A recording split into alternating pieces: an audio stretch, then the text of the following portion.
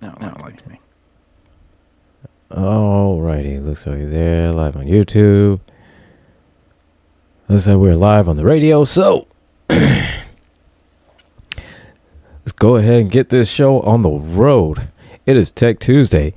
You are watching and listening to the Help Desk. I am your host. I am Gilbert, the Angry IT Nerd. I am here with the best co-host in all of the internets, George, aka Techno George. George, man, how in the heck are you, man? Absolutely wonderful.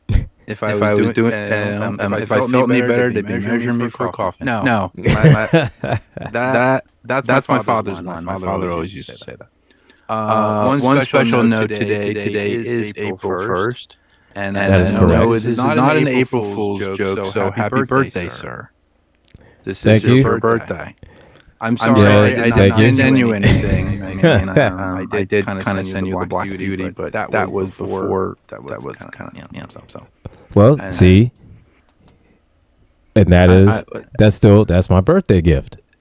I didn't send you the the birthday gift I wanted to send you, which was like the Mach 5, the actual one you can drive. But I don't know. We'll see about that. If Mach Citizen does good, then we'll definitely send you the Mach 5. Hey, that sounds great. I could actually drive it there. drive it there and maybe not get pulled over so much. You know, the funny thing is that I saw a video of a cardboard Corvette that just the cardboard Lambo, right? The Lambo, yeah. Still, and it still looks better than the Cybertruck. Yeah, and it'll still probably hold together better than the Cybertruck. It looks better than the Cybertruck, and definitely will hold up better than the Cybertruck. I didn't understand why the kid just didn't brush any resin on it. Because if you brush resin on it, you can actually seal it, with resin, and then you can just paint it, instead of it looking like cardboard, which is kind of like that sandstone finish, So I don't know. Well, no imagination. Well, it didn't have resin there. Didn't have resin readily available. So I don't know what to tell you on that one, man. Maybe he'll get some resin and he'll finish it up and put a nice coat on it. Because the first time it rains, the first time it rains, it's gone. It's gonna be like paper mache. So put the resin on it, sturdy it up. Wet soft mess. Yeah. Okay. I'm not sure. It's still the plastic lawn chair. The plastic lawn chair. Still's what it got me, man. The plastic lawn chair. How do you have a lawn chair? Like, how do you have a lawn chair as a the brake as a passenger seat? The brake was kind of like the Flintstones. It had that. It did. Both your feet on it, and it's just a piece of plywood that goes down and scrapes on the ground, and that's how you stop it. Like, man. You couldn't have put an actual bicycle chain where you pedal it.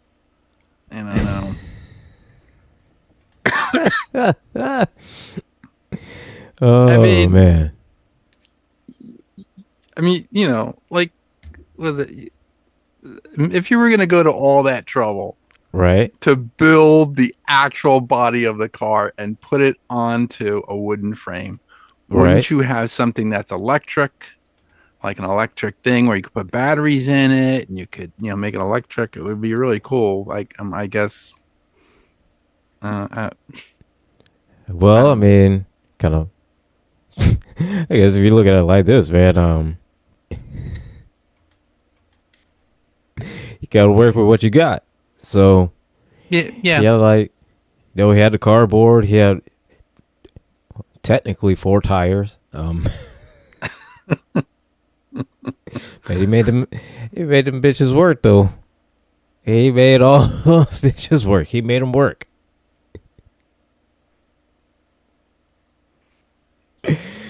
Now all he needed is just to make it electric, and it's better than a Cybertruck. That's true. That's true. At least the body one. But I mean, even right now, it's sturdier than a Cybertruck. Without it being resin, without any resin up or anything, it's still better. It's still sturdier than a Cybertruck. Well, the pieces won't come apart because they were hot glued together. That's true. Yeah, because it's crazy glue. That's a different story. Seems to work better with the hot glue than stainless steel body panels hot glued onto it. It was funny when it said it, but it was not. I forget what the term was. It was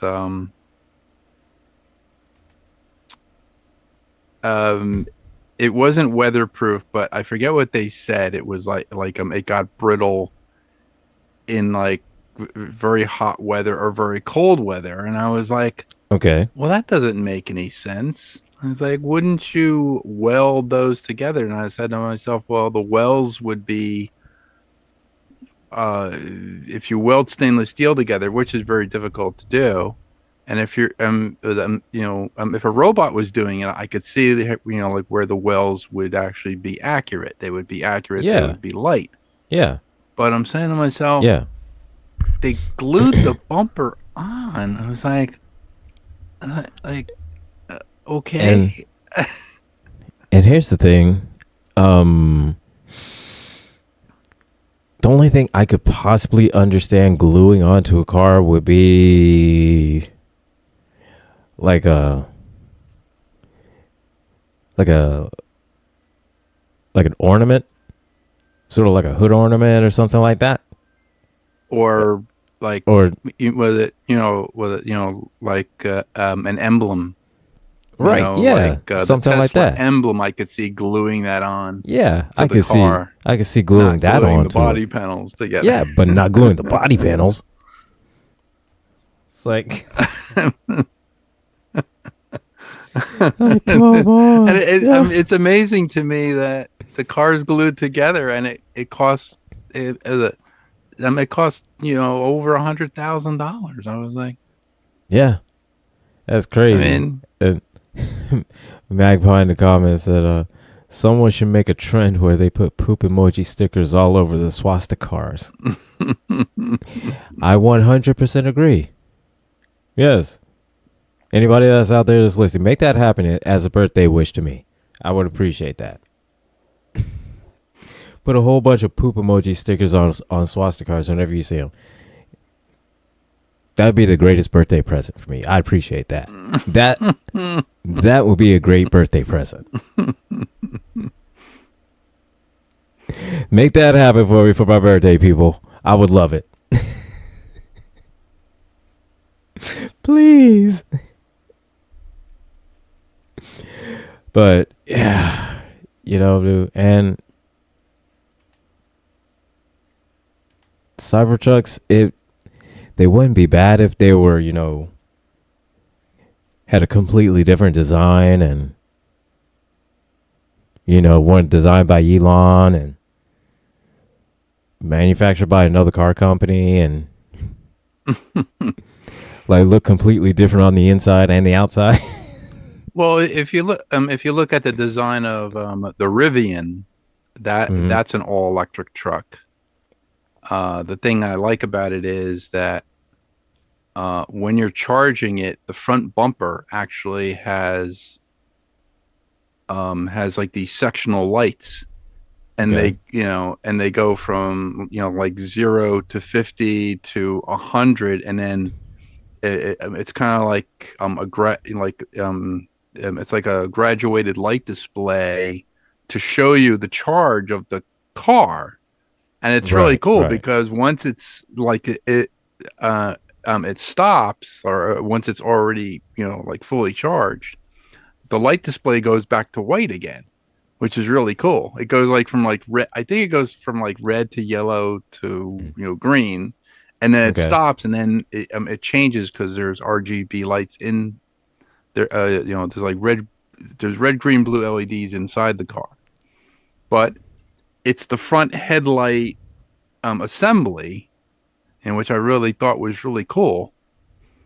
So as you're charging it, you can see, like a graphical representation, Yeah. of the battery life of the car, basically.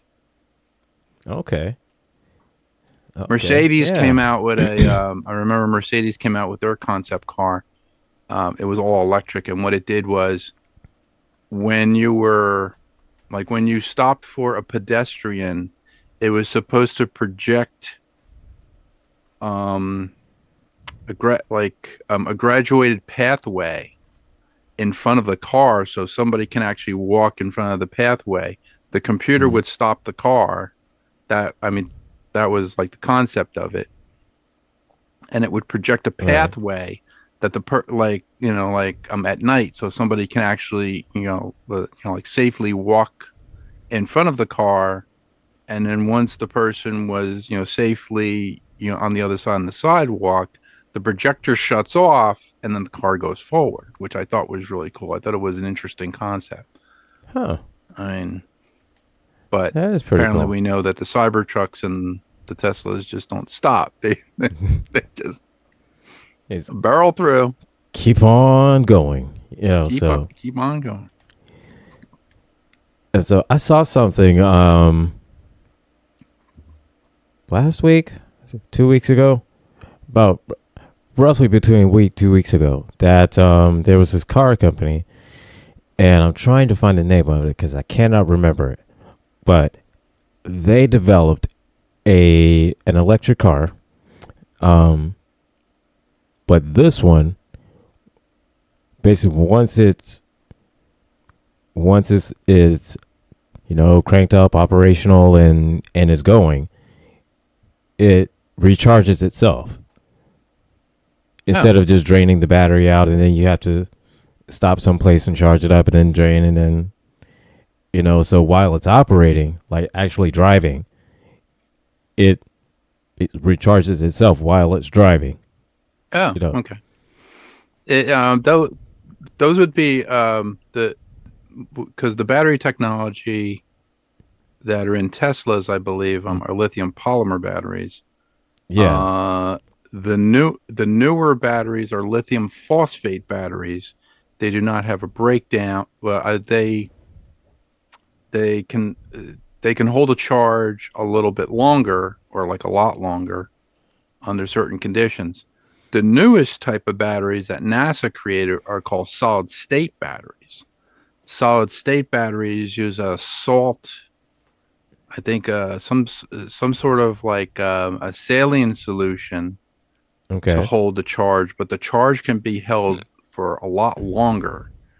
And solid state batteries are actually being used in a lot of NASA projects where because they used to have nuclear batteries where the half-life was like 75 years, and you can only put those in outer space. You couldn't actually have nuclear batteries on Earth, because if you have a nuclear battery on Earth in your car, not a lot of repeat sales there. A lot of people die like from radiation poisoning. Right. That's basically where they would put that in outer space. So an unmanned spacecraft with a nuclear battery that lasts with a half-life of 75, 80, even 100 years is fine. Yeah. But the solid state battery is actually has no breakdown of its internal components. Uses some sort of a salt, or like a salt phosphate catalyst to create energy. But I was looking at because they were touting the hydrogen, like the hydrogen vehicles. And one of the things I saw for electric vehicles, where it's a hydrogen electric generator pod, and it looks like a water bottle. Actually, it looks like a big water bottle, Okay. and it has liquid hydrogen in it.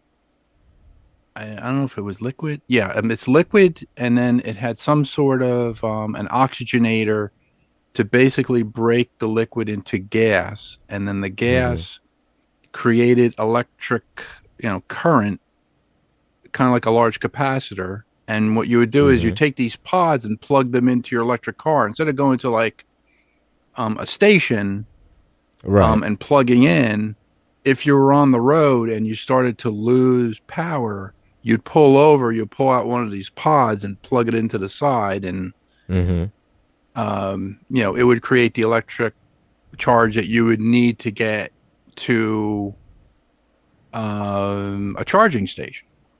So like you Okay. wouldn't have to call like you wouldn't have to call Tesla, and they wouldn't have to come out with like a gas powered generator to generate power with gasoline to charge your car. So it was one of those things. I have to find that. You said Oh my it's God. electric car. Is it a new car company? Yeah, it's a Electric. fairly new one. Yeah, it's a new car company. Like I said, they're black owned, and like I said, when while it's driving and whatnot, it will it'll recharge itself.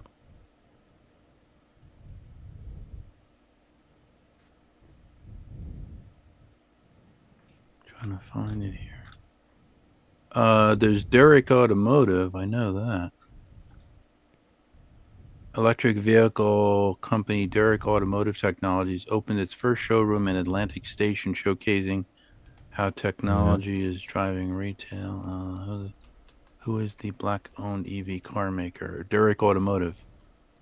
Talks Uh, about drone become first black-owned electric vehicle manufacturer in the United States. Okay. I believe that's it. I Uh, know as soon as I see.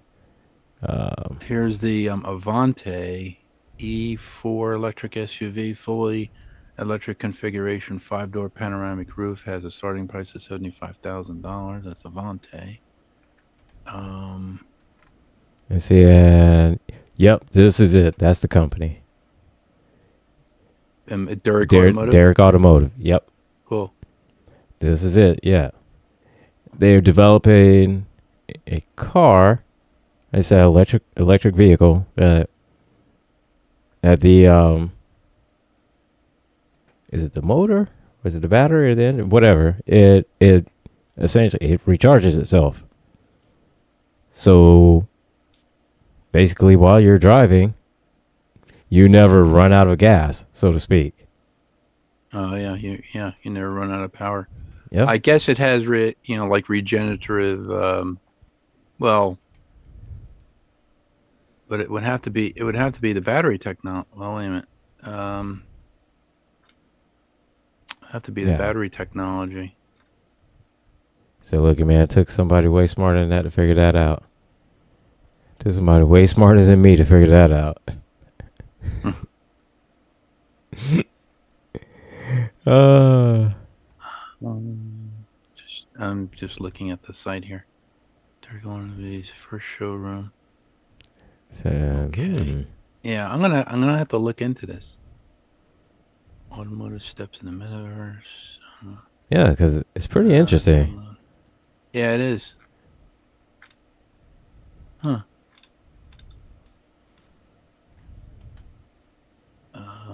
Companies, Electra Motors. Yeah, I have to look at Yeah, definitely have to check that one out. So, so the technology. Oh, that's a really nice car.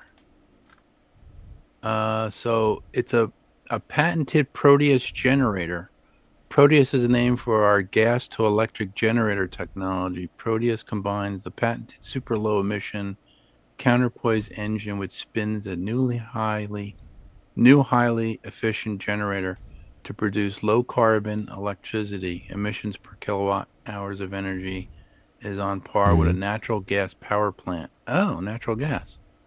For recharging the battery packs in any electric vehicle. And then it has loop gen technology that uses electric wheel motors, advanced circuitry, artificial intelligence to support the recharging of the vehicle's battery packs. Okay. As an example, 3 modules stacked together would be about 12 inches long, will supply 60 kilowatts per second,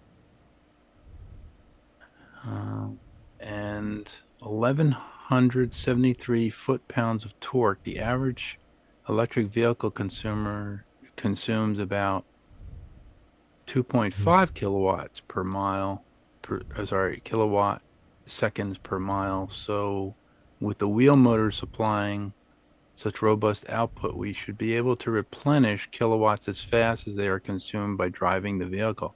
That's pretty cool. Technology combined with our gas conversion technology represents an evolution in EV charging technology. Debuting this technology vehicle by the end of April 2023. That's what he said, 2023. Wow. So this must be way, way past it. Yeah, that's really cool. Yeah. So it kind of reminds. It's pretty cool. That's pretty cool, man.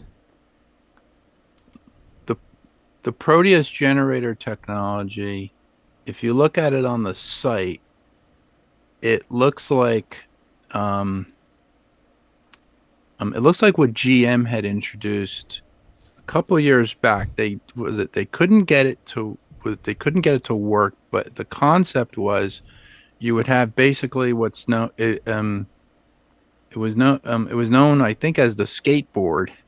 It was basically a big it was a drivable platform, and then you would drive to a GM facility. You would have a sports car body mounted onto the platform at the factory. You drive off with a sports car. That would be for the weekend.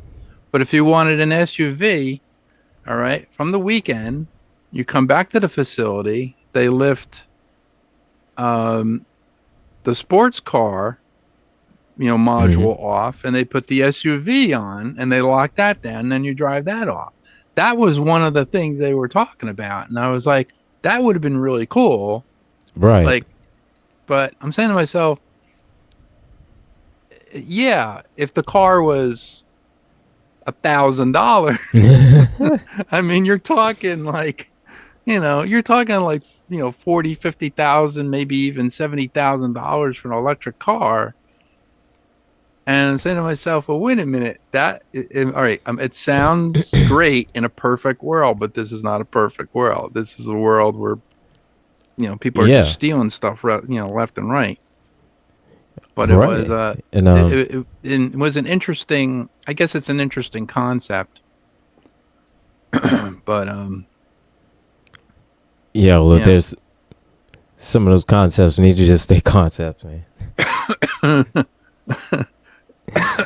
And again, the whole operating system of Cybertruck is fine. It uses like the Linux part of it, and it's great. It is, but it's got just way too much stuff that is on its day-to-day normal operating. Yeah. It's going to get overwhelmed. It's going to stop stuff, and it's just going to just if you know Linux, and I think there were Python scripts as well in there, embedded into the operating system. I know the operating system for the Cybertruck and for the Teslas were sort of open source. Some, That's a great idea.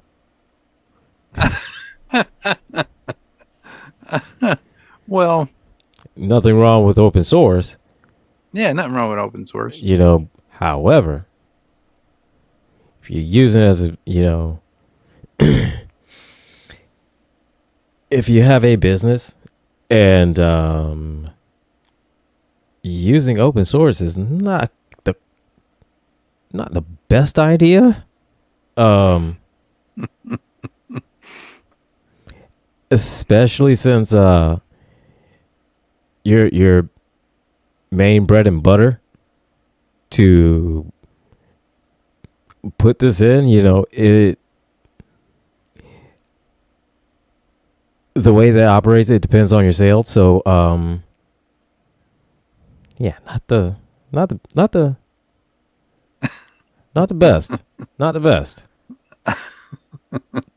Just saying, not the best. Kind of like building a cardboard Lambo. There you go. With 4 different tires. And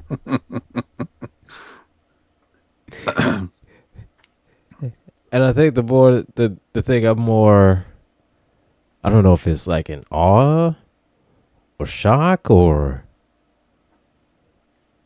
disbelief. What? Disbelief. Well, definitely disbelief. That's yeah.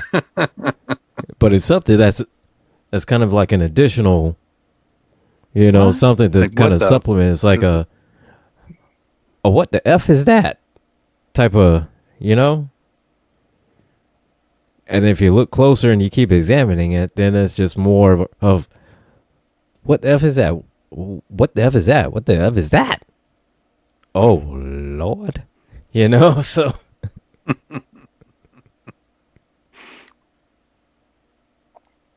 I say that we come up with a secured operating system on our own, and then we pitch it to Tesla and say, okay, here it is. Here it is. So this right here. This is going to operate the Cybertruck. DOS 311. Like so, yes. We could do DOS 311. We could probably do a... So just go through the whole evolution of it, 3.1, 3.11, and 95. Windows 95. There you go. Windows 95.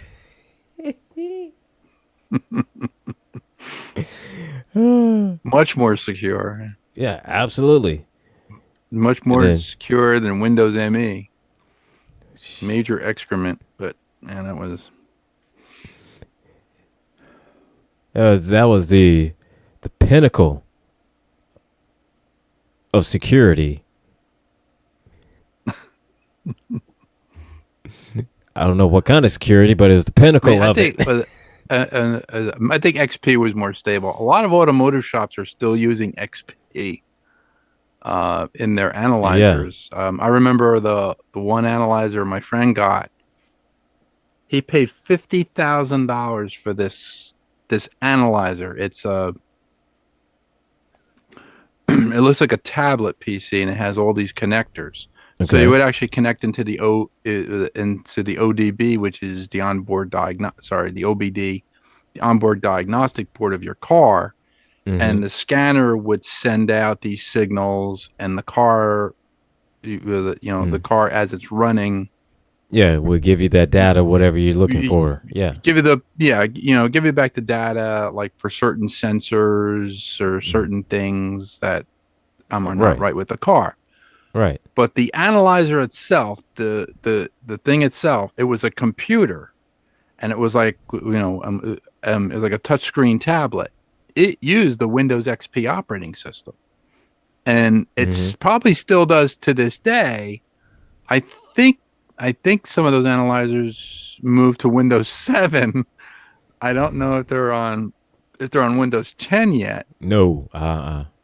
No, because here's the thing, man. Because the software is just like ancient. Yeah. They're so reluctant to update, upgrade, whatever. They're just reluctant because XP integrates with it great. Integrates, flawlessly, and then, oh, Jesus Christ. I need to put my phone on mute. Because I keep getting, I got this text message. Are you getting like a lot of birthday wishes? I got a few. So that was one of them. That was one of the birthday wishes. And again, thank you everybody for all the birthday wishes. I appreciate it. You have slightly warmed this old man's heart. Not much, but it's a little bit. Come on, you're not that old. You're only as old as you feel. And you feel like you trained a lot of Jedi warriors. Yeah. So listen, man. If I'm old as how I feel, then I've been dead since the 80s. I'm just a zombie right now. I don't know what I'm doing.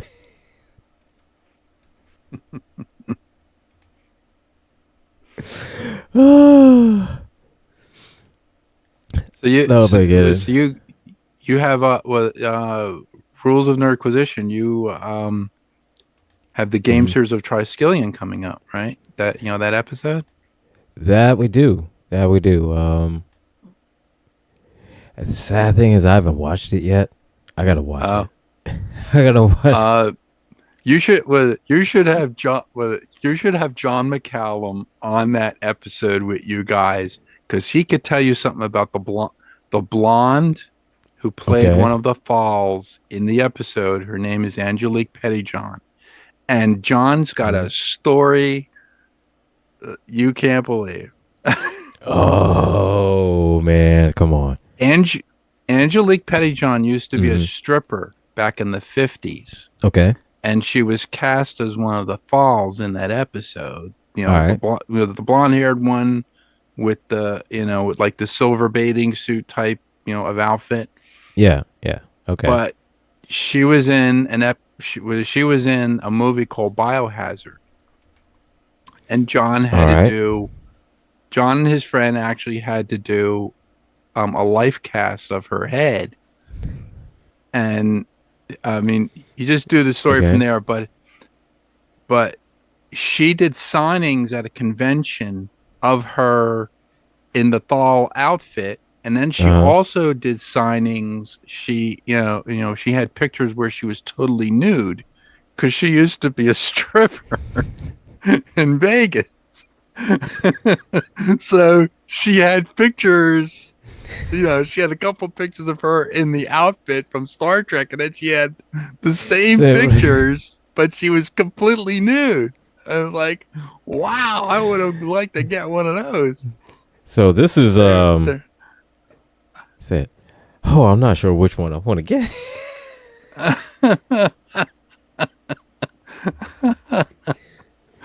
Like the Star Trek ones are amazing, and you should have John on that episode. He's hilarious to talk to. He's funny. Say, look here, man. Got to talk to him and set that up. Okay. Talk to him and set that up, man. Yeah, I'll talk to him. Because that would be hilarious. Like, if you got a story like that, man, I need to hear that. I need to hear it.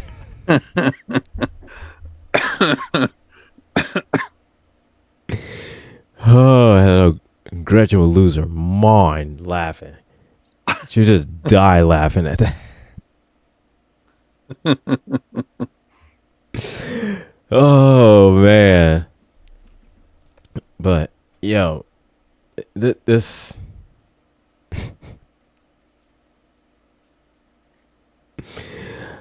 I think eventually I'm gonna. I gotta stop talking about Cybertrucks, man, because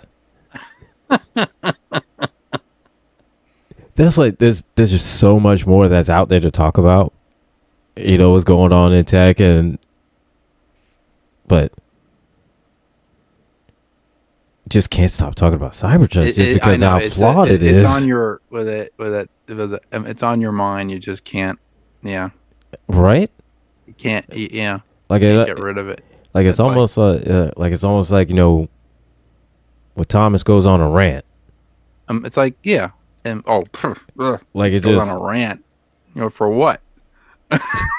For anything. Right. And he'll rant to just rant. Going on a rant. Well, what are you ranting on? I'm ranting on ranting. Say I'm ranting because I'm ranting on because I had to rant. It's becoming like that. It's becoming like the Star Trek episode, I think, that we did called Obsession. It's becoming an obsession. Yes. Yeah. Like okay. Just how badly these things are put together. Yeah, I know. Yeah. I understand. Yeah, I mean, like here's the Legos are put together better than the Cybertruck. Right? Legos with crazy glue, of course.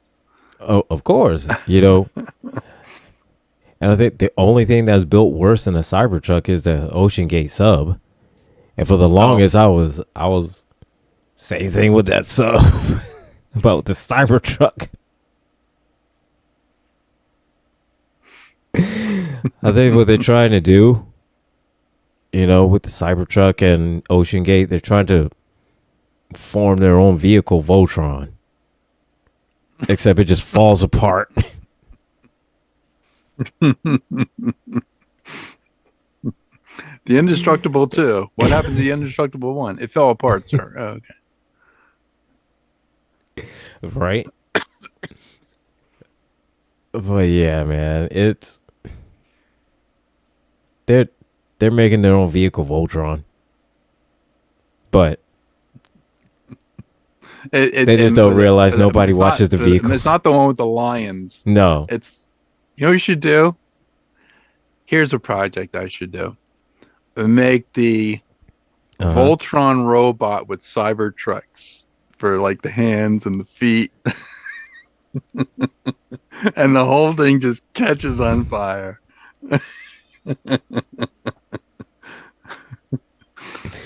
Now that will be hilarious. If it's one of the Transformers, it could be one of the overloaded Transformers. It'll just go,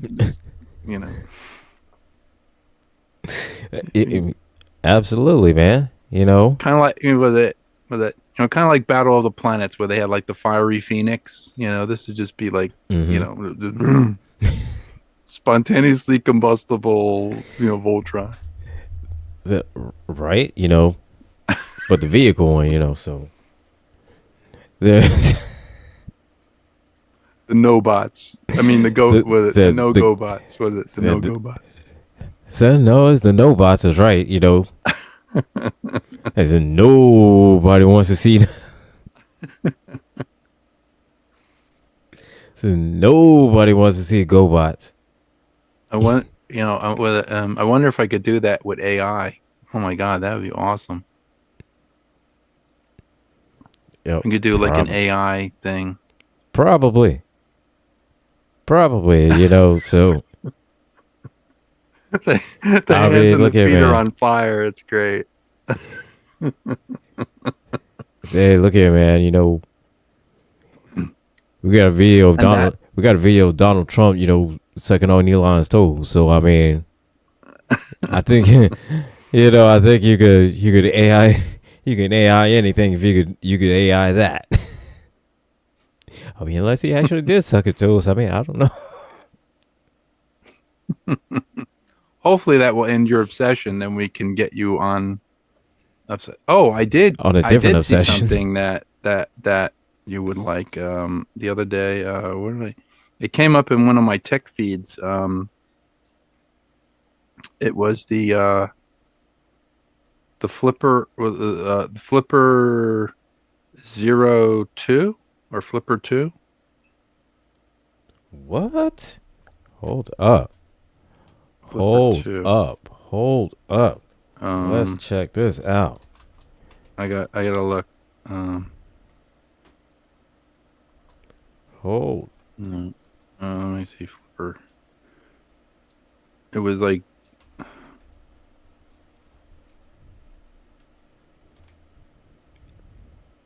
Flipper Zero. Wait, Flipper Zero. Say Flipper 01. Oh, Flipper 1 is coming. The next generation in hacking tools. silicone case, screen protection, Wi-Fi dev board, video game module. So it looks like, you could. Well, there's different modules for Flipper 01, but a Flipper 01 is only 170. Oh. Yeah. Oh. That's what I saw. Flipper 01. Oh, you know what? They done messed up now. They've messed up now. Now the price is coming down in my head to justify it. Oh yeah. Flipper Zero. It would be a small computer with some sort of Linux distro on it. I believe the F0 and the F1 used to be one device, but they decided to split them into two. Is a bit misleading considering the name and the shape of it, but it's a whole nother gadget. Oh yeah. Look at man. Flipper Zero done messed up by dropping the price on this one. Oh, they messed up. Oh, well, they messed up. I think what they did was they I think the 01 actually has embedded Wi-Fi in it, so you don't have to do. I think that's what it is. Look the one. Flipper. Because the Flipper Zero had a Wi-Fi module you can connect onto the top, and it made it look kind of awkward. This one, I think, has embedded Wi-Fi, so it might have an embedded Wi-Fi chip. Flipper Zero, y'all done messed up. You have messed up. You have messed up. So you have messed. Oh. Oh, thanks, Hunter. I appreciate it. I appreciate that. Jess. Hey, Jess, how you doing? Yeah, the Flipper Zero is about $169 right now. Shoot. About to see this. Look here, man. Look here, man. They messed up. They messed up. Flipper Zero messed up. I'll tell you that right now. They messed up. Oh, they messed up. Oh. They have a lot of prototyping boards for it. So they have the Wi-Fi dev board for Flipper Zero, which is like $29, but it connected to the top and it made it look kind of weird. I think the 01 has the embedded Wi-Fi chip in it. Yeah, so you don't have to keep connecting stuff to the top, because when you did that, it looked like Al's computer, like from Quantum Leap. Remember that computer he used to have in his hand, that thing with the, it kind of looked like that. So no, I was going to say Ziggy, but no, Ziggy's the actual AI itself. I forget what that little handheld device that he had was, but yeah. Yeah. Oh, look here. So it said on April 7th, 2023, Amazon banned sales of the Flipper Zero via their site for being a card skimming device. Only Wi-Fi development boards, screen protectors, and cases are still available from the site after the ban. As of March 2025, it is still banned on Amazon. So it's a skimming device for educational purposes only, but so okay, man, they are messed up. Oh, they messed up. They messed up by putting this thing on sale. That is so nice. The Flipper 01. It's got 1, 2, 3. It's got 4. It's got like 4 development buttons on it. Oh wow, it's really nice. Yeah. So the 01 Flipper. The Flipper one is coming. Next generation hacking tool. So wait a minute. It has. I'm just looking at the video here now. Okay, yeah. Looking on my phone. Okay. Yeah. Yeah, I think it has embedded Wi-Fi, so that should be pretty cool. Yeah. Can't wait for like the Flipper 10 to come out, be like a big tablet, be just like a big hacking tablet. Said, man, it wouldn't be a tablet. It would look, it looked like an iPhone. Yeah, yeah. It looked like a cell phone. There you go. Yeah. But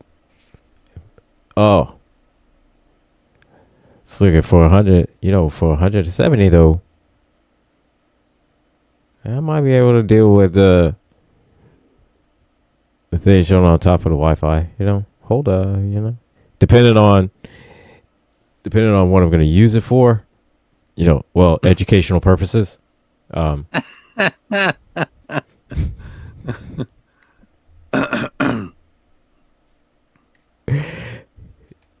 But yeah, I'm definitely gonna need this Wi-Fi dev board.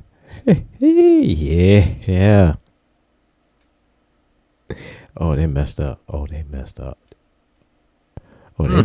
bad.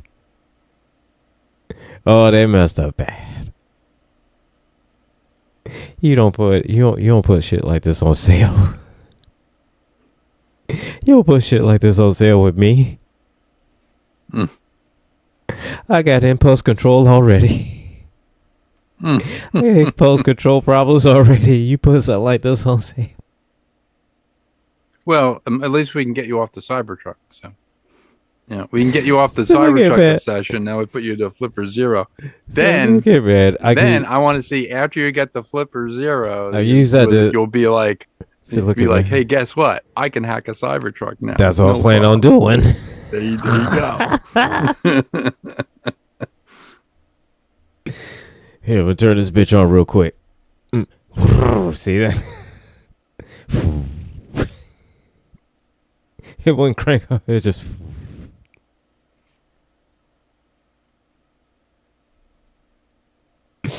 Oh, look. Flipper. I'm gonna let y'all know right now. Y'all messed up. Y'all messed up. Well, if they come up with the 01 or the I guess the 1, then you'll find out that the other one is not as it should be coming down in price. So, Jess, let me tell you like this. All right. That $180 Lego set.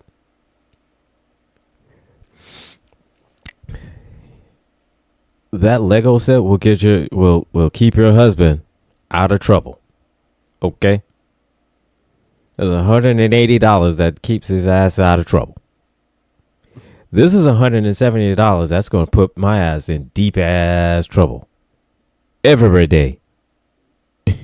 Okay?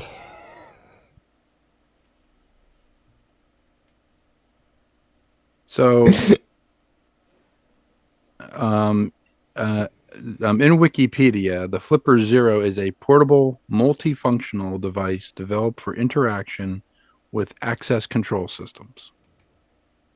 The device is able to read, copy, and emulate RFID and NFC tags. The RFID is radio frequency identification tags, or the badges that you would use to open up doors at work.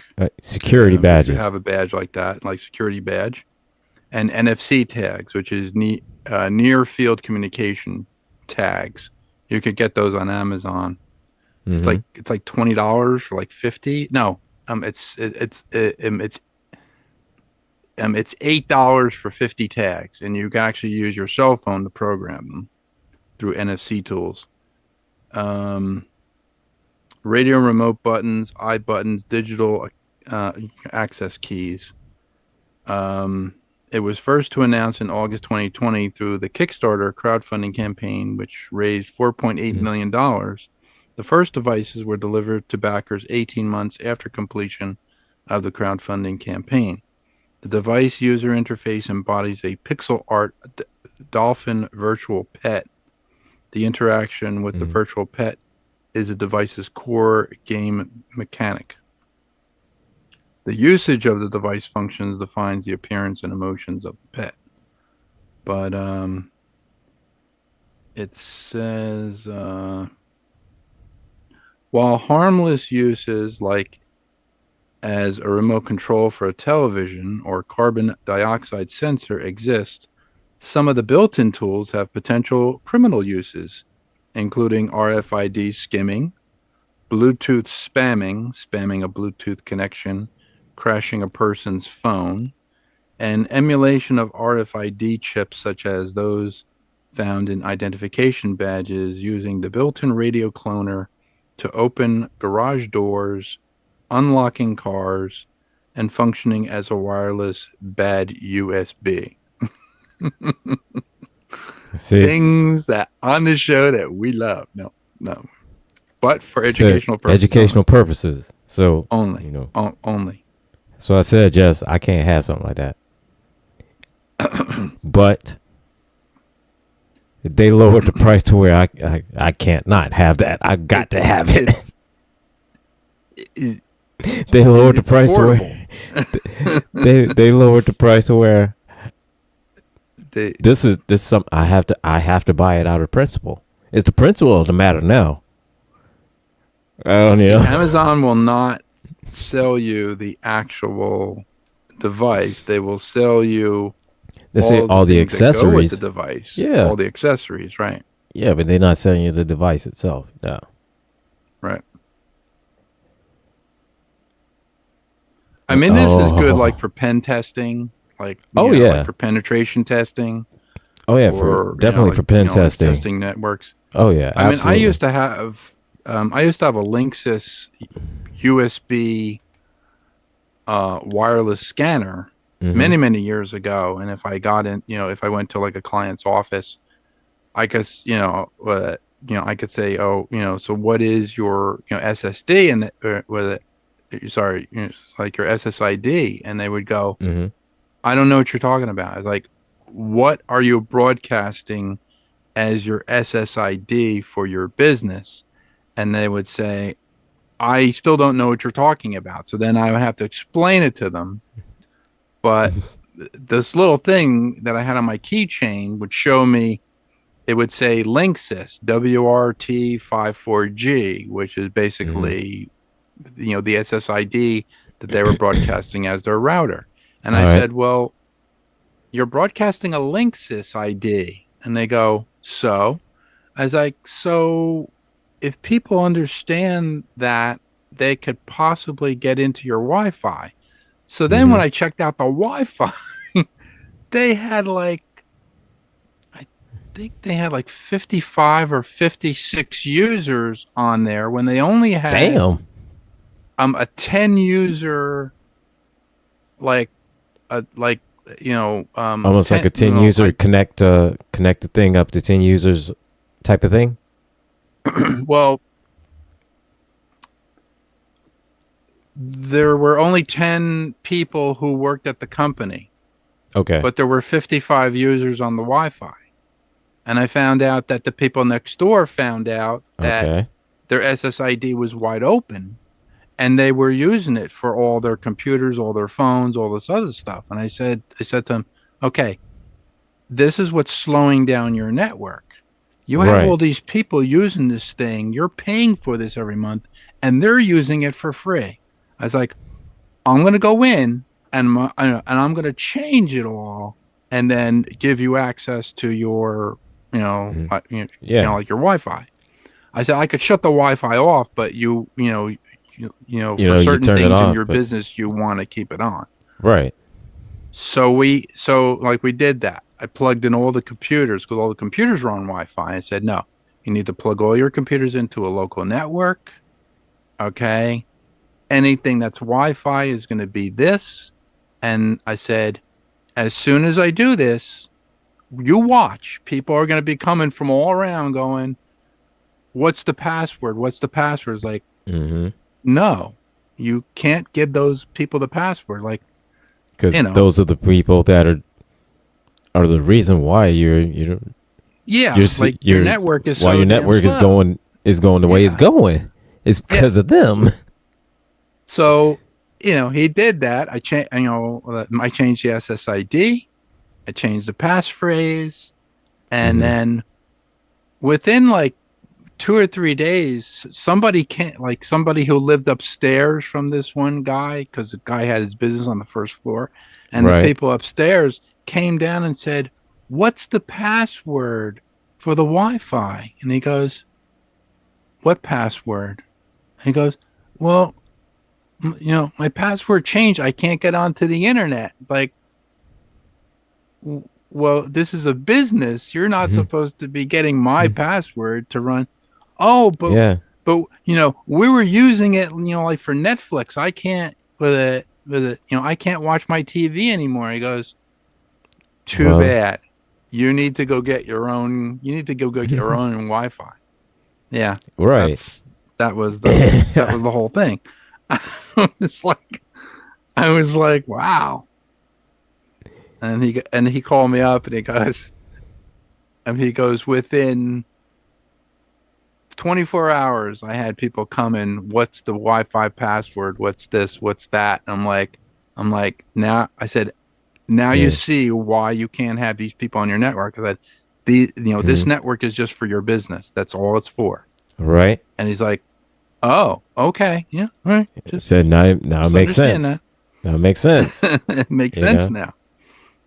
Yeah, you see, all those people kept asking for the Wi-Fi password. That's the reason why, man. That's the reason why your network it's slowed down. Network is going so slow.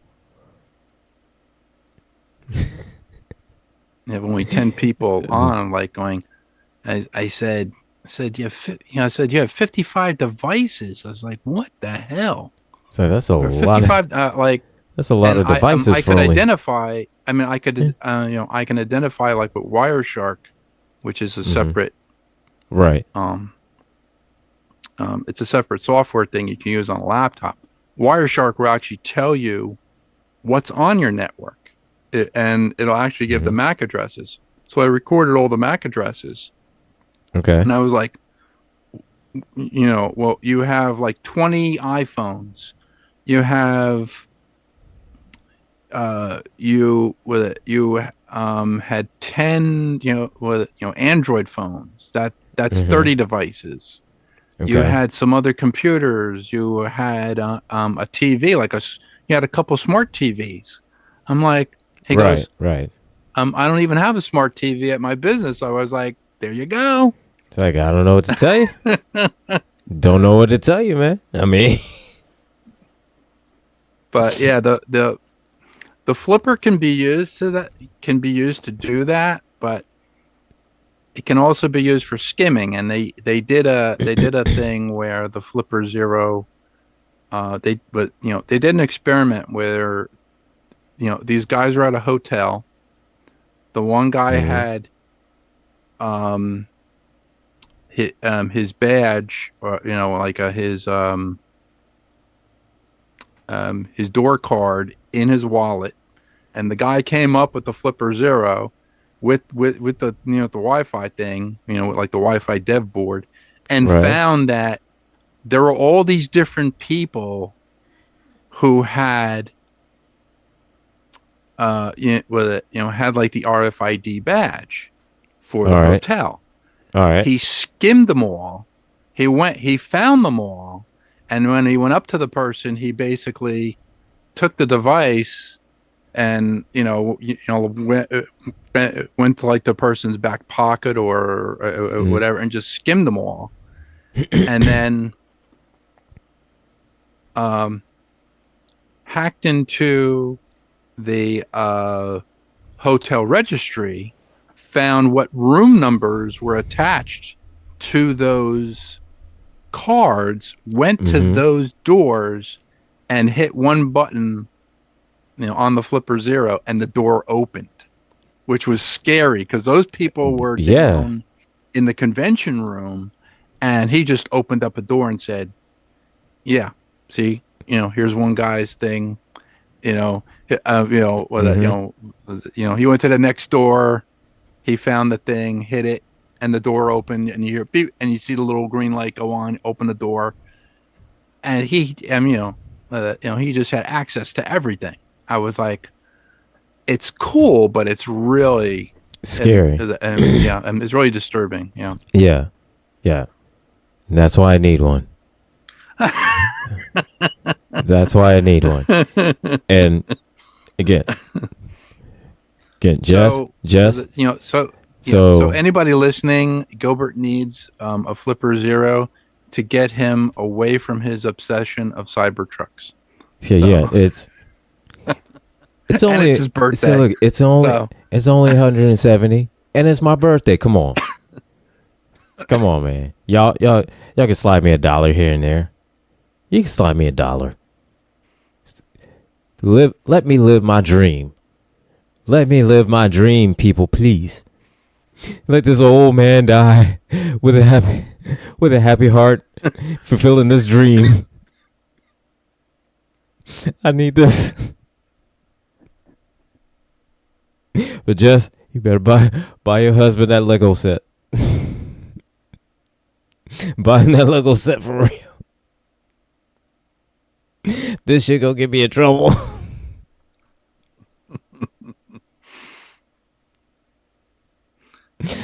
Yes, it's gonna get you in trouble. This shit gonna get me into a fist fight.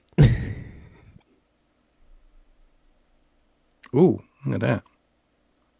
They make an external antenna for the Flipper Zero, which is on a dev card. $22. That's nice. Connects right to the top. See?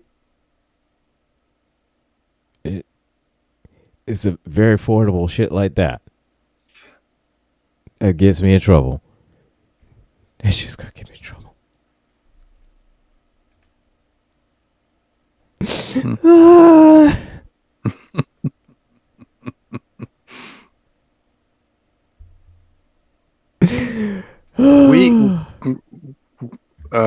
We have to go to ShmooCon. ShmooCon is in Washington D.C. every year. I think it's at the Hyatt, but it is a convention for hackers. They show you how to hack. Oh yeah, everything. Yeah, I see those. Cybertrucks, Teslas, Fords. Cars. But they have different classes you can take. You can take the class. Well, it's not really a class. It's more like an expo, but you can go. So basically, they have, for anybody listening, they have stuff from beginners all the way to most advanced expert. Just stuff like that, and guaranteed, you're gonna get hacked while you're there. You're going to. I mean, you're in a convention with a bunch of hackers. What do you think they're going to do? They're going to hack. They're going to hack you. They're going to hack somebody next to you. They're going to hack the person. They're going to hack everybody.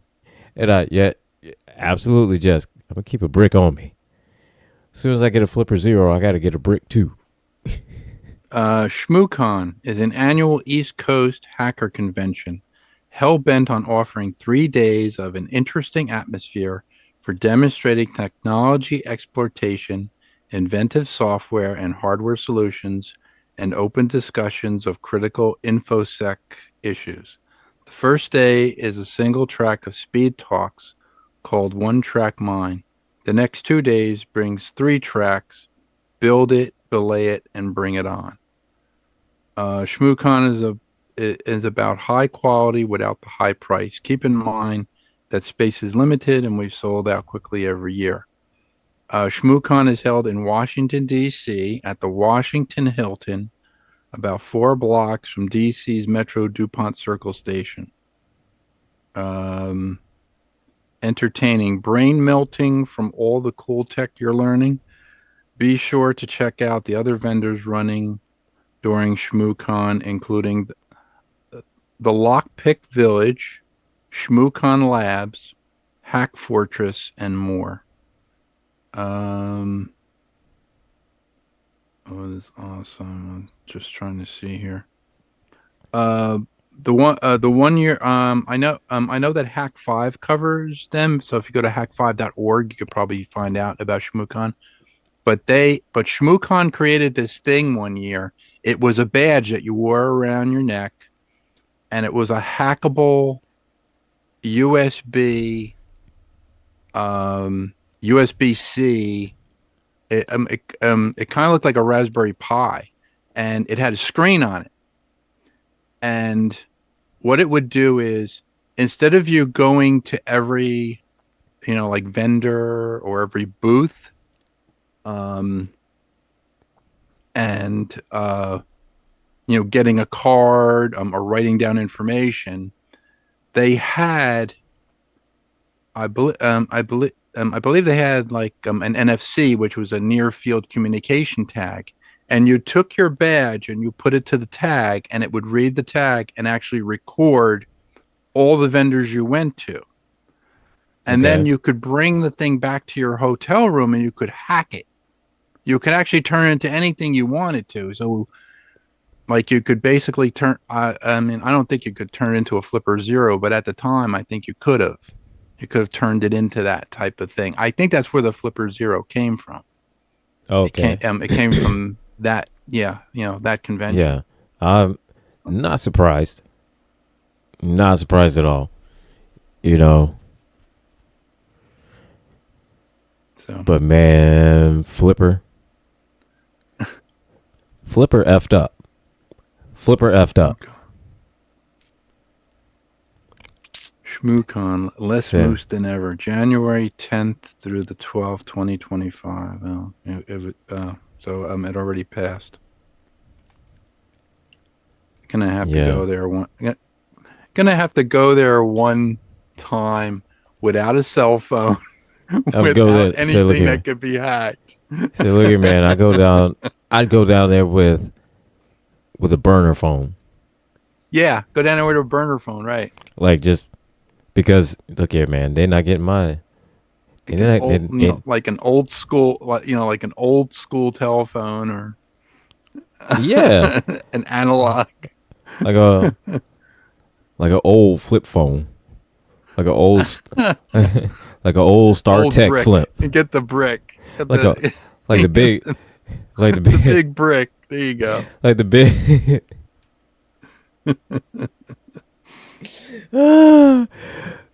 Like the big honking, receiver, and you get the one that's fancy, that has the thing that pulls the flip.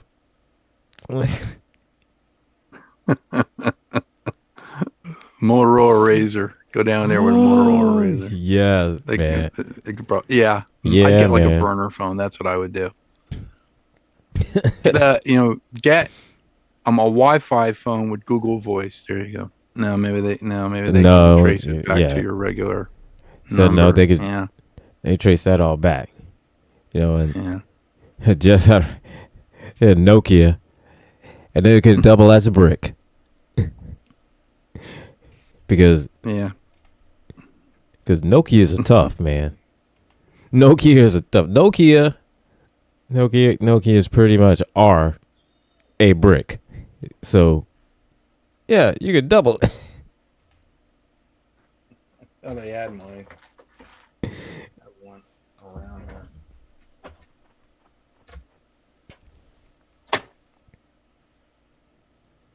here. My old Nokia.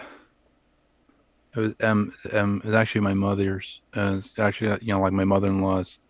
It's like a one-piece Nokia. I still have Nokia. That's funny. I bet that bitch still powers on too.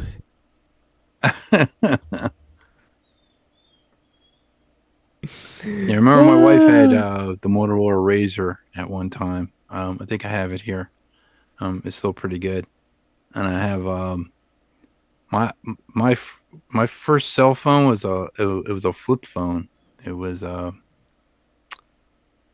was a VX 9600. I think it was from Verizon. It was Okay. old flip phone. And then my next one I got was it was it was sort of like a tablet. It was kind of like a window. It was a Windows-based phone, but I, I think was that Nokia? It may have been Nokia. Yeah, it had a slide screen. Like the screen would slide. It was. It looked like it was real big. It was real big. I remember, but you used to slide the screen, to the side and turn it this way, and it had a full keyboard. Yeah, I remember that. It had Windows. I remember those. It had Word, PowerPoint, and Excel on it, and it had like it had like a little stylus you pulled out, and you could do stuff on the screen. Yeah, I remember those. That was that, and then I don't think I have that one anymore.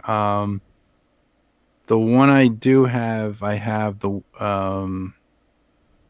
Apple. I have the Apple 3, the iPhone 3. I still have my iPhone 3. It's brand new. It looks brand new in the thing, man. It's a lot. It's a lot smaller than this one.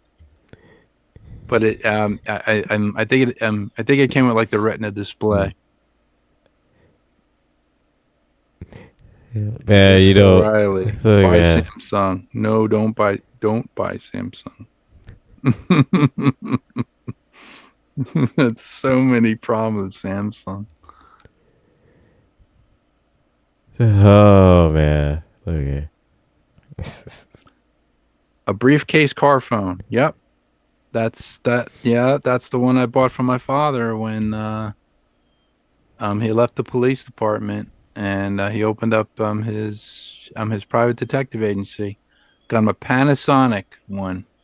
Panasonic, car phone. It was huge. It actually had a strap on it. It had this huge battery. I remember those. And my mom had that. With it had a full size handset with the antenna. I was like, wow, this thing is awesome, man. Samsung probably did make the slide phones. Yeah, I think they did. Yeah, and those, if I'm not mistaken, those came from the Matrix. Yeah, the Matrix ones. Yeah, that's right. The one that you hit and it hit and it just like flipped out. Yeah. Yeah, because every soon as Morpheus hit that phone, it said tank. I need, stuff like that. Then I was every nerd talking wanted to John one. McCallum about we were talking about the show Canon. Like Robert Conrad or whatever, and he was a private investigator. He actually had the VHF cell phone in his car, and we looked at it. It was like a full phone, but it had a dial pad on. You picked it up and you dialed the number, and you could dial into VHF. But if you looked at the actual guts of it, dude, that thing took up the entire trunk. It looked like a giant army radio setup. Like there was this girl I went to high school with that she had I didn't know if it worked or not, but it probably did. But she had a car phone, and that had the cord. It was corded. Yeah. Yeah. I don't think it worked though, because I don't think she ever used it. Even if it did work, I don't think she ever used it. My father in his police car had the Motorola one, and it was a cell phone. And you couldn't get the handset out of the cradle unless you put the code in. If you put the code in, it would release the magnetic lock that was on it, and then you could pull it out. right? And then you can make a call. But yeah, which yeah, which is good for us. Which is good, for not dropping it and stuff like that, but because sometimes it can be a pain in the ass. Yeah, the Panasonic one that I got my dad. I was looking at the brick. I wanted to get the brick one because I thought it would be really cool for him to just have that one. They didn't have that one in stock, and I remember I went to the store to go buy it, and it was $975 at the time. And I remember, I saved up all my money. I bought him the phone for his business. He goes, "This is fantastic. This is great." And within like 2 years of him having the business, they went over to these small little phones, and I said, "Dad, check this out. It's a small." He goes, "It does everything this does?" I said, "Yeah." I said, you don't have to carry it like a damn army radio. It had it had a shoulder. It had like a shoulder strap on it. It looked like a laptop. It looked like a laptop with a big antenna on it. That's how big it was, and it was really, really like heavy. And then, yeah. Oh man, yeah. What a time to be alive in the 90s. There was just a lot of really cool stuff coming out. I was like, man, I wish I still had that. I wish I still had that phone today. That battery was huge.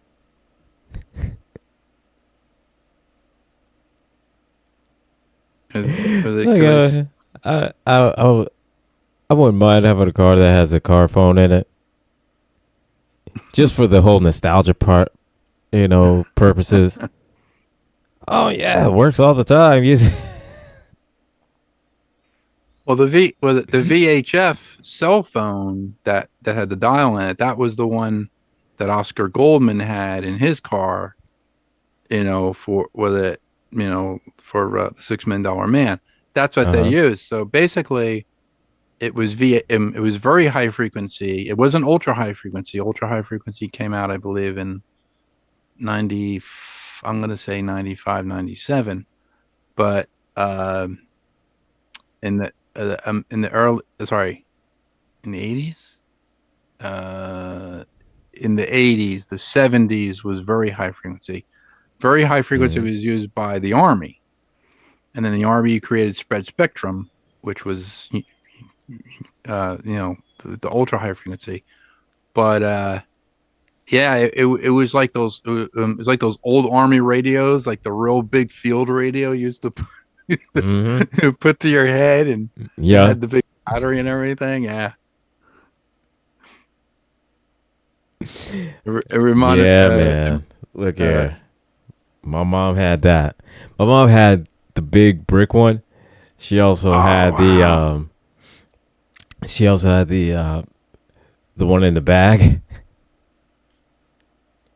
Like the carry bag. She had that.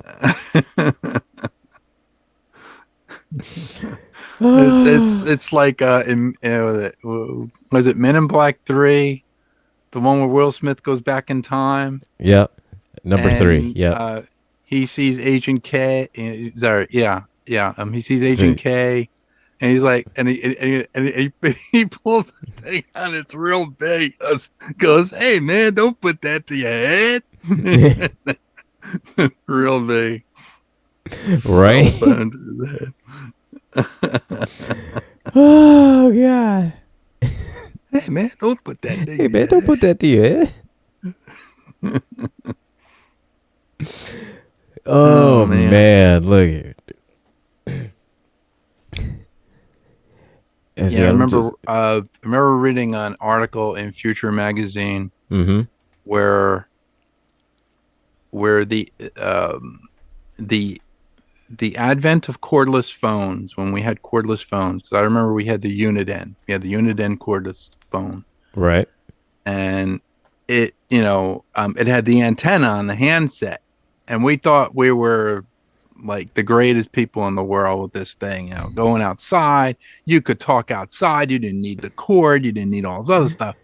Right. And I remember Future Magazine had an article where they were going, now this is before they went to cell phones, that they were going to be, that you were going to be able to use your cordless phone on your landline, but you're also going to be able to take your cordless phone with you in the car, and like wherever you were, you're going to be able to pull out that antenna and talk. Yeah.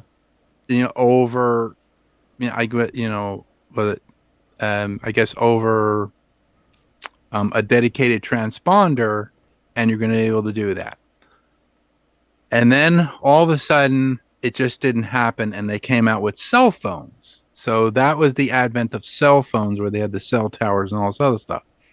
Right. Motorola came out with, when you bought a UHF radio, you had a keypad on your radio, kind of like a telephone.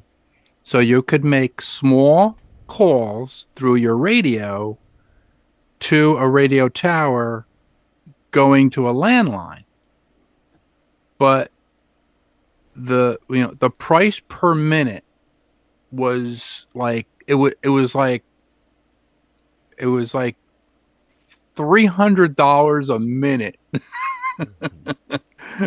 You know, for you to make a call. Hell and no. I was like, $300 a minute? You got to be shitting me. I was like, it's like, there is no way I'm going to be using this thing. You know, and that, you know, that was before cell phones. That was the whole. There's nobody I want to talk to.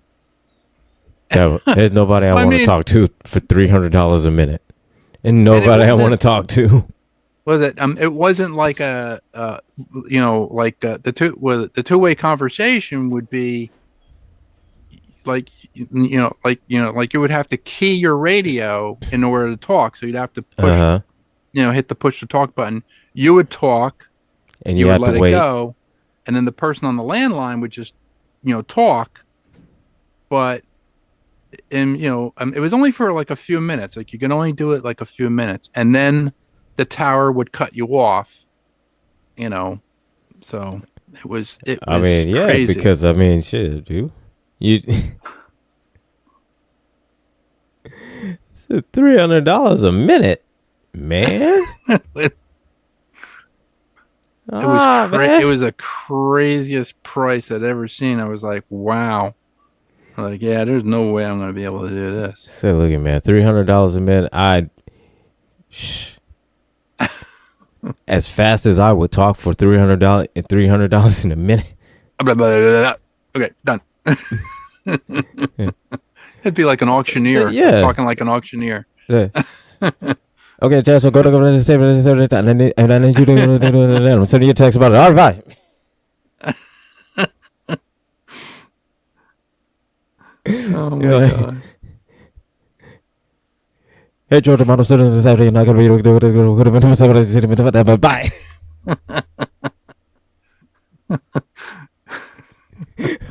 What did he say? Man, I don't know. I think CB and 2 meter band were the way to go if you were going to talk. But so look at, man, if you go to talk like that, you might get smoke signal. I remember my friend had loaned me his UHF radio one time, and I did this experiment one time, and I was like, oh, it's because because he was saying to me, he said, well, if you have height, like for radio, you don't need power, so you don't need like a lot of power to transmit the signal. So what I did once, I was just a kid. I had magnetic wire, and I put it onto a helium balloon. I had a helium balloon, and I hooked the magnetic wire onto the one side of the radio, and I just let it go up in the air, and I keyed the mic from where I was, and my friend is like going.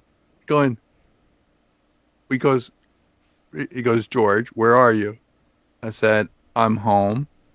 He goes, um, he goes, your radio signal is coming in very, very strong.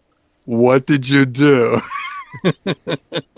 I said, I'm doing, I said, I'm doing an atmospheric experiment. I have magnetic wire hooked to the radio, hooked to a helium balloon. I said, it was the only way I could get in touch with you because you're not answering your phone. He goes, he goes, he goes, shut that down right now. I was like, why? He goes, with it. He goes, you are stepping on every ultra high frequency and very high frequency transmission in like within like a I think like 100-mile radius. I was like jamming everybody, and I was like, "Oh, okay, over and out." Turn it off. I was like, "But it worked," and I was like, "This is cool." So the next time I see him, he goes, "With it," he goes, "You did all that from a radio?" I said, "Yeah." He said, he goes, getting calls from all these people. What the hell? Blah, blah, blah, blah, blah. So, yeah.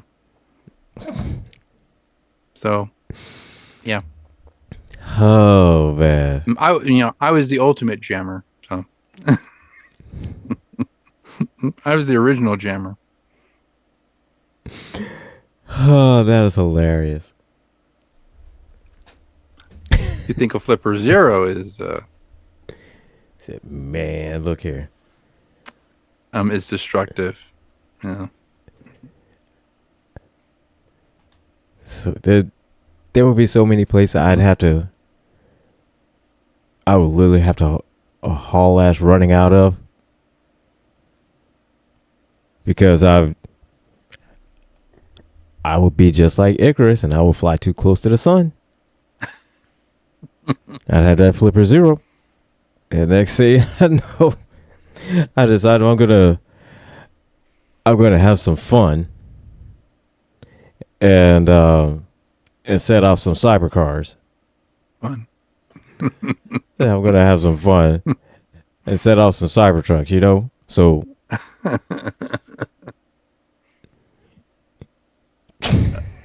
whether it was all right, so what so would you have them overclock their batteries or discharge their batteries fully? You know what? It would be a mix of the two. Just because I would love to see people just frustrated. Just for no reason.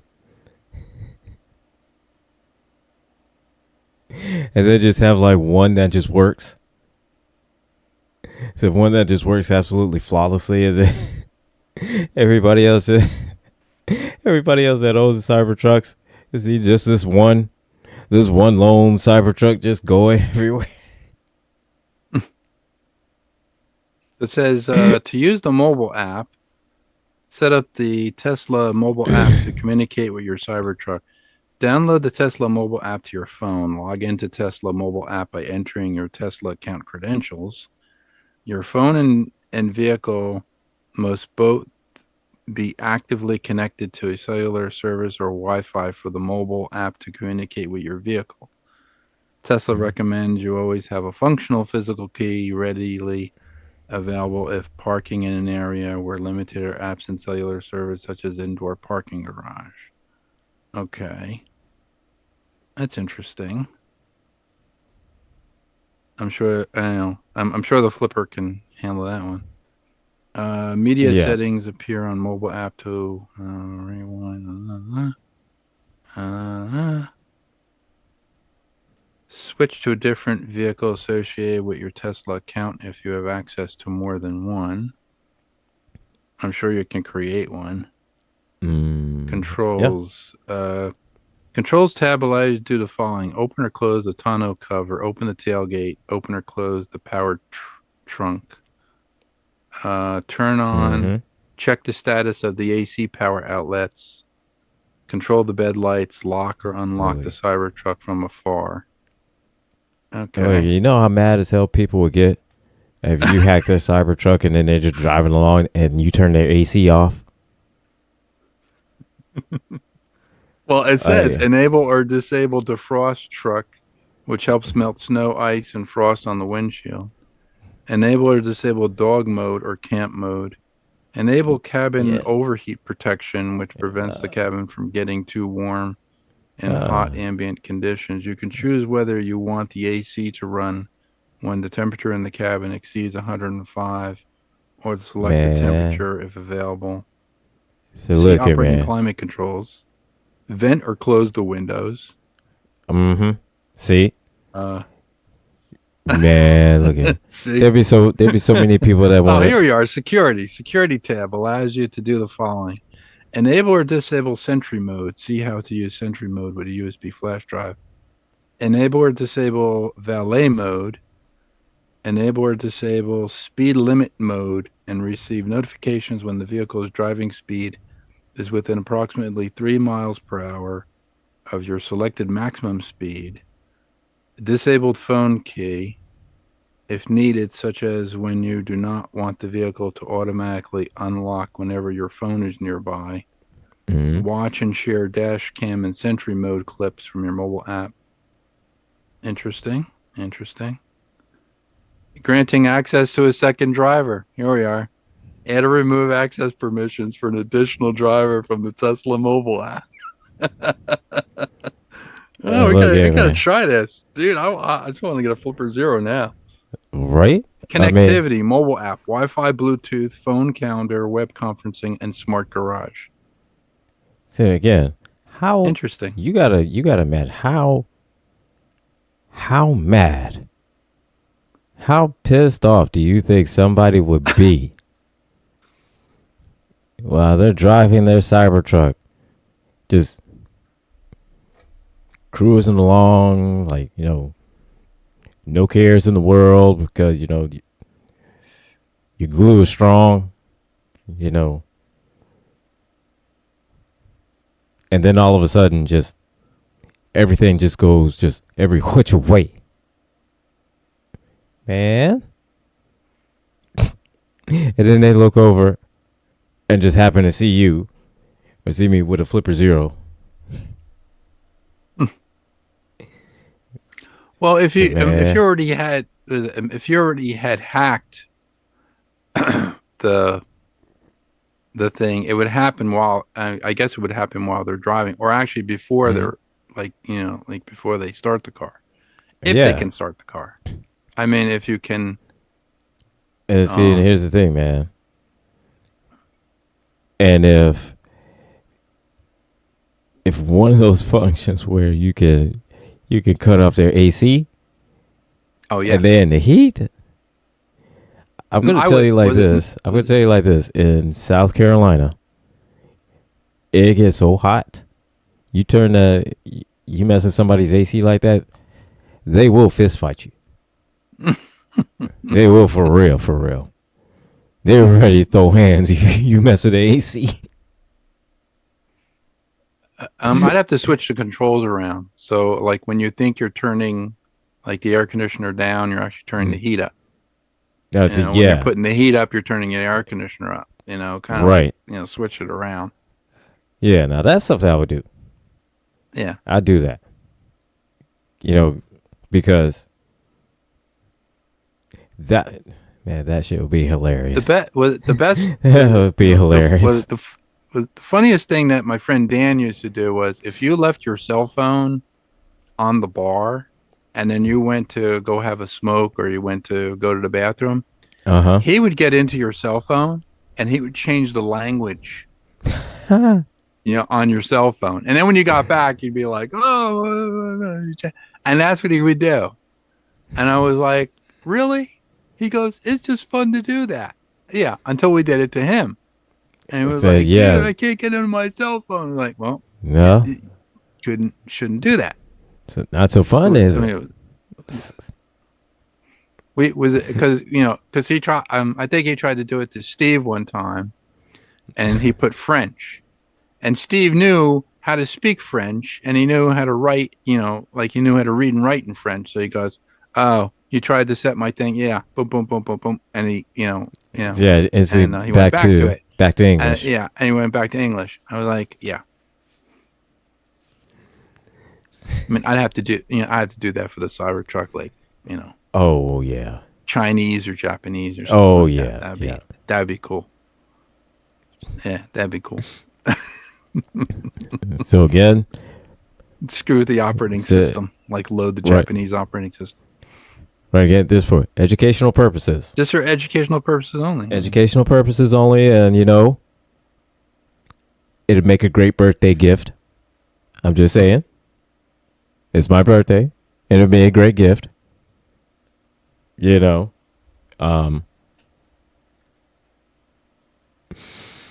Oh, this is top tier shenanigans. This top tier shenanigans I will get into with this. Get into so much trouble. But I mean, it would be worth it. Yeah, it would. Oh, it would be worth so much trouble that I get into. It'd be worth it. Just sit there with your flipper, just sit there. I'd have so in the coffee shop at like your Flipper Zero and your laptop and so just watch the hilarity ensue. I would have to. I'd have to get my cardio up. I'd have to get my leg strength up because I know I'm going to be running. Because there are going to be so many people that's going to be pissed off.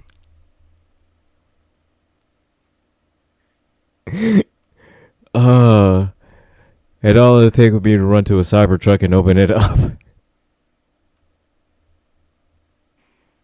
And I escape driving a Cybertruck.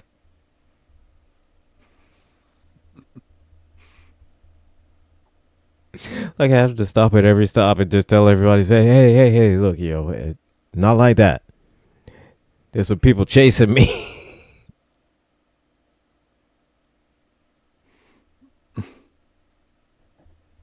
Right, just like the girl in the videos you sent me.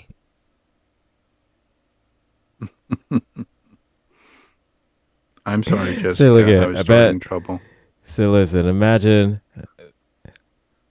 that girl, but it'd be with the Flipper Zero, and I'm just randomly cutting people's AC off. I'm randomly cutting people's AC off, and Jess, in the middle of Florida. If you did it as a let's just say and let's just say it's in the great state where you live at, Jess. How pissed off you think people would be when I cut the AC off? Why they drive? The thing that'd be cool is if you could program it as an automatic injection script. So when the Cybertruck is driving by, or if you're driving, or if you're in traffic, it finds the truck and then just injects the script automatically. I see. And then that is. Let's see, I didn't want to say it out loud, but it'd be like pen testing. Yeah. Field testing. Sorry, field testing. Is field testing pen? Well, technically, it's still pen testing. Yeah. Yeah. Let's see, Jess, I didn't want to say where you lived at out loud, so. But since you wrote it in the chat, yes, she lives in Florida. With the Florida heat, and you turn somebody's AC off, you gonna catch a fade.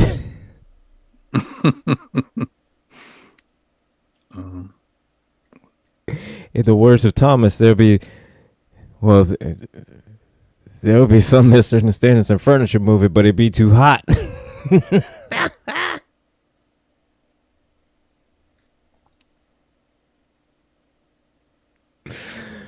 Oh my God.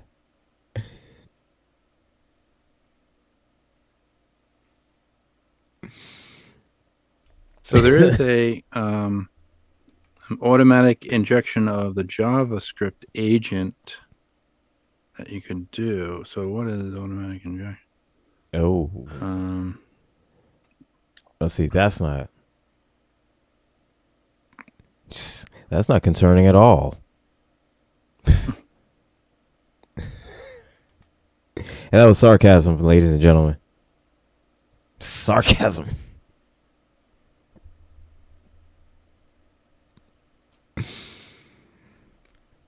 Oh, God.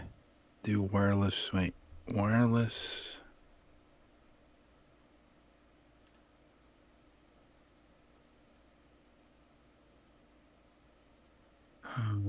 Wireless. Code injection attacks in wireless-based Internet of Things. Script injection. This type of attack involves injecting malicious code into a script executed by the operating system. So MDPI.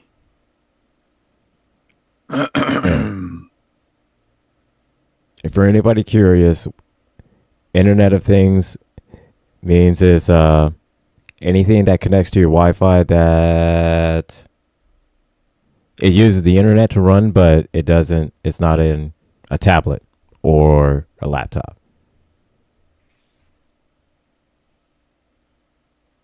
Basically, like security cameras, Internet of Things. Like if you have an Alexa, Internet of Things.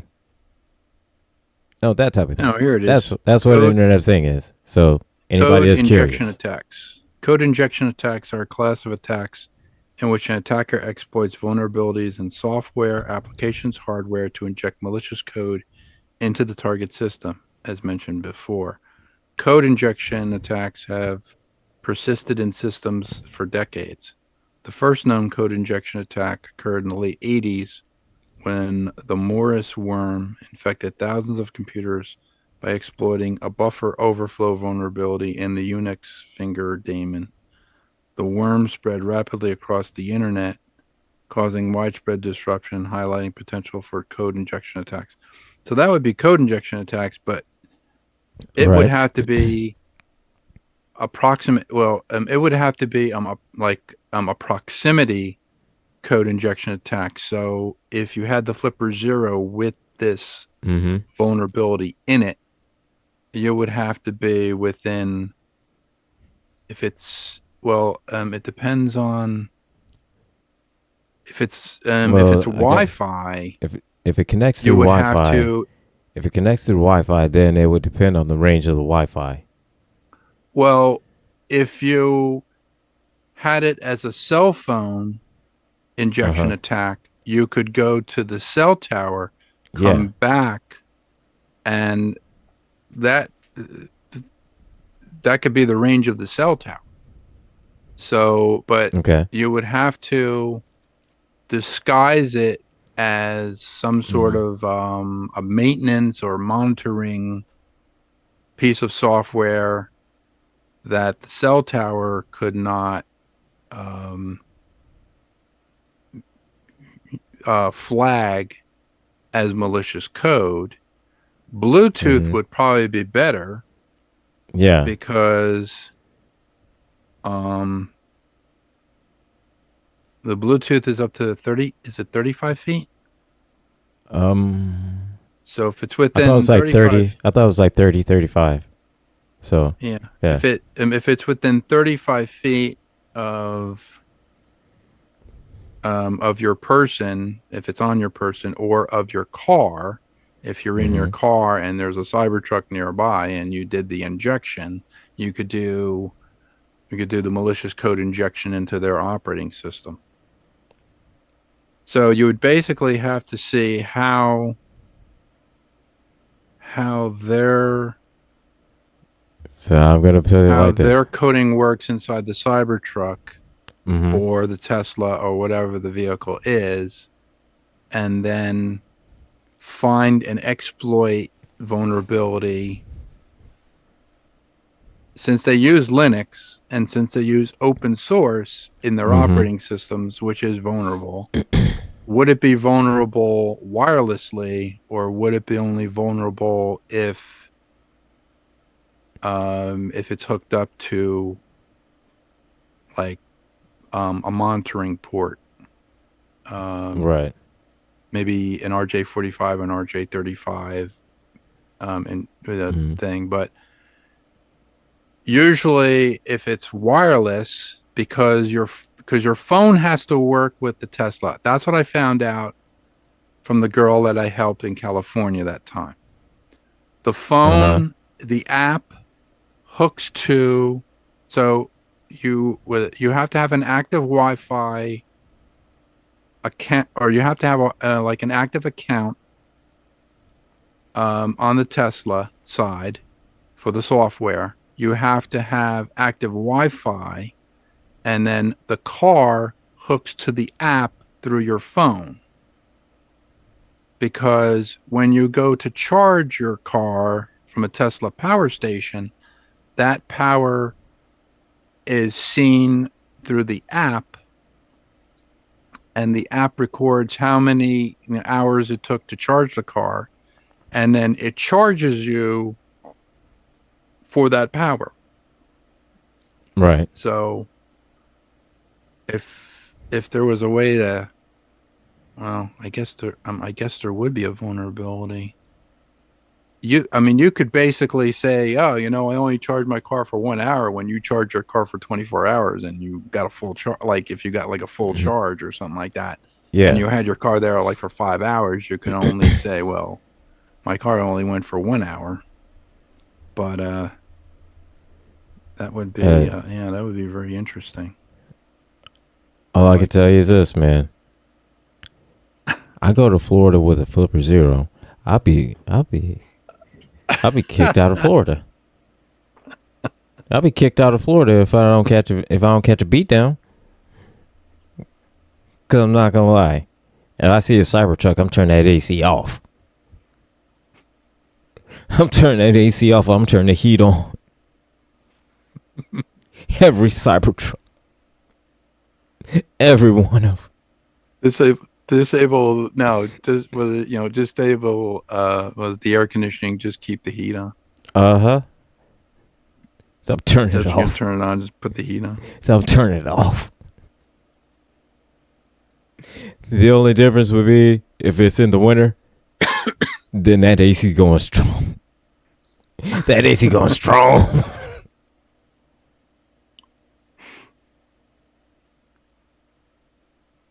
But otherwise, I get booted out of Florida. I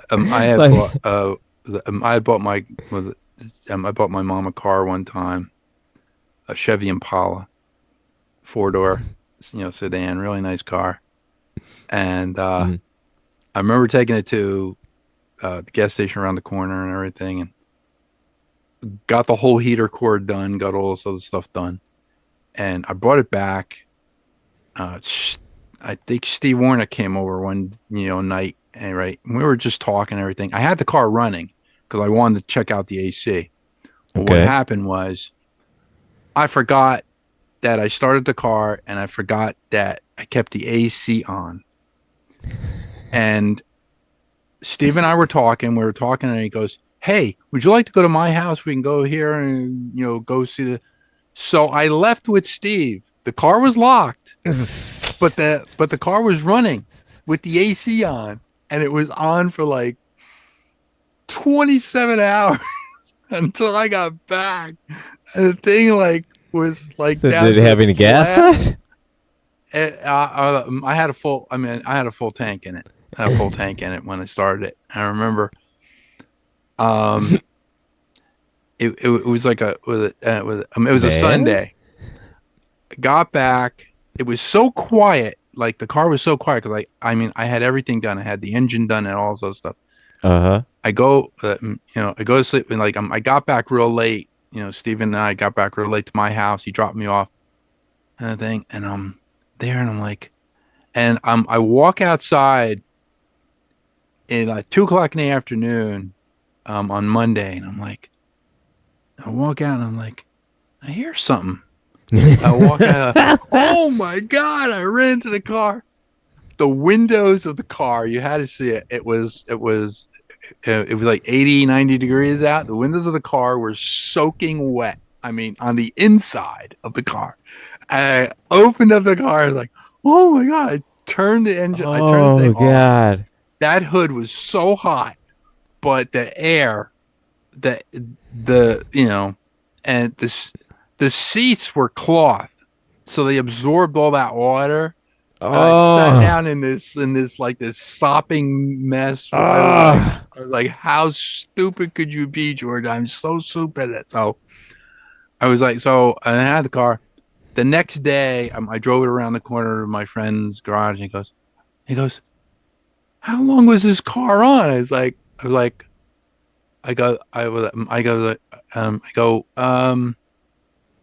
like 26, 27 hours ago. He goes, 27 hours with the AC on. I was like, he goes, what did you do? I was like, I forgot that I was like, the engine was so quiet. You tuned this engine so well. It was so quiet. I didn't even hear anything. And he goes, oh my God. And he goes, so he throws it on the dyno. He threw it on, the thing, and he analyzed it, and he goes, everything seems fine. He goes, air works. I'm like, I know the air works. I had it running for 27 hours, man. He goes, you're going to have to go get some gas because you're almost out of gas. So, oh my God. It was, Oh my God, man. I know it wasn't funny at the time, but that's just funny now. Because I just got talking to Steve. I was talking to Steve, and then my friend Dan came over. We were all talking and stuff, and we were working on Steve's Jeep in my driveway. So, yeah. Oh man, funny. That is funny. Oh my God, that is funny. So it looks like we are coming up close to the end of the show. Yes, we are. I just noticed that we are coming close to the end of the show. Yeah, 10 more minutes. So, TK tonight. Cole Goodman. I won't be on TK tonight. They don't know how to put me into the show yet, but Cole will be on. Cole will be on. Okay, so we got TK tonight, Cole Goodman. So definitely stay tuned, check out for that. Then after that, we have got conversations with T. Nathan. At 11? At 11, yep. And then Thomas from 8 o'clock tomorrow morning for the Sound of Coffee. That is correct. So, yeah, I know in the morning, everybody listening, the whole crew, the Sound of Coffee crew is going to be there. He's going to keep you entertained. He always does. But I will say this. He can keep you entertained, but he's not a flipper zero. I can guarantee you that he's not a flipper zero. Because I can promise you, there will be nothing more satisfying. Nothing more satisfying than turning the AC off of a Cybertruck. In 90-degree weather. Did you ever think of this one right before we leave? Going to like a Tesla dealership. You don't have to burn the cars. You just have to change the operating system of the cars. Just tweak it. No, I mean like at the dealership, just park your car, walk around, just kind look around. Take a little walk around. So just look around with your flipper in your pocket. See what they have. Yeah. Ask some questions. How vulnerable is the operating system? And of course they'll want to. They'll want to show you. They want to show you everything. Injection attack. They want to show you all of the features and everything like that. So, of course, you'll have to sit in the car. Is this how it works? That's how great. It works. Oh, that's awesome. And then that's great. And then you leave and become a menace to society.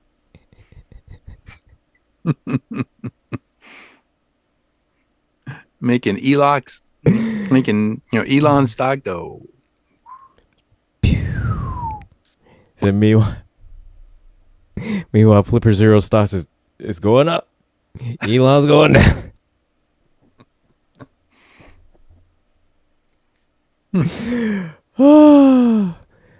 Oh my gosh! I'm gonna have to visit my. So yeah, it's like it is. Almost time. We got about 5 minutes left, 5-ish, roughly.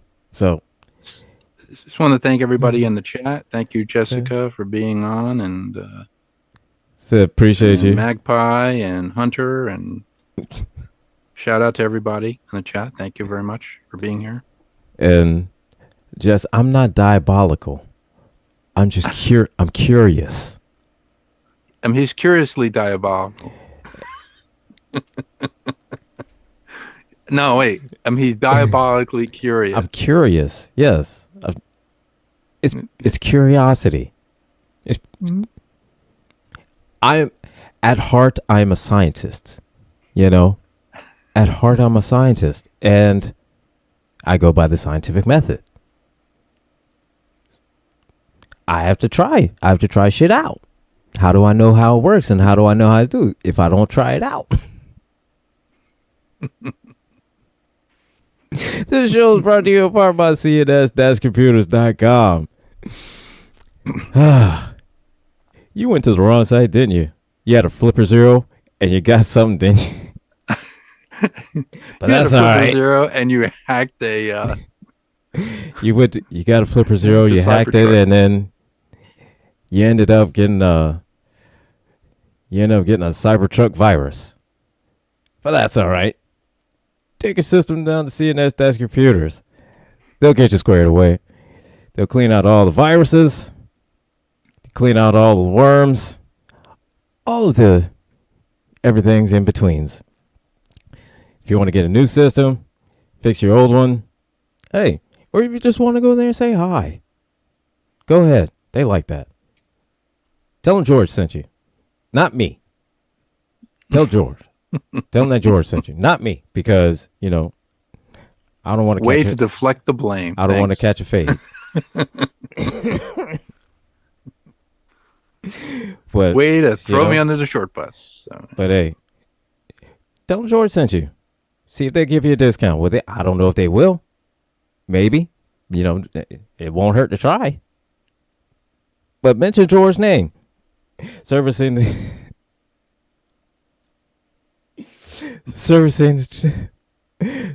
Stroudsburg and East Stroudsburg, Pennsylvania area. CNS-computers.com. Go get your system fixed today. But this has been a great show, man. This has been a great show. Yep. And for anybody in the chat, yes, thank you for everybody. I appreciate everybody in the chat showed up. I appreciate all the birthday wishes, and it's still Flipper Zero makes a great gift, especially a birthday gift, especially a birthday gift for a nerd that's an IT has a little bit gets a little bit mad sometimes, just saying. Well, coming up next, we've got TK tonight with Cole Goodman again. 11 at 11, we got conversations with T Nathan, and following morning we got at 8 a.m. bright and early. Whew, bright and early. Jeez, bright and early. We got the sound of coffee. So that is it. That's it for us. So everyone, we get TK tonight with Cole Goodman. Yep. So everybody take care. We will see you next week. Have any computer issues, computer problems?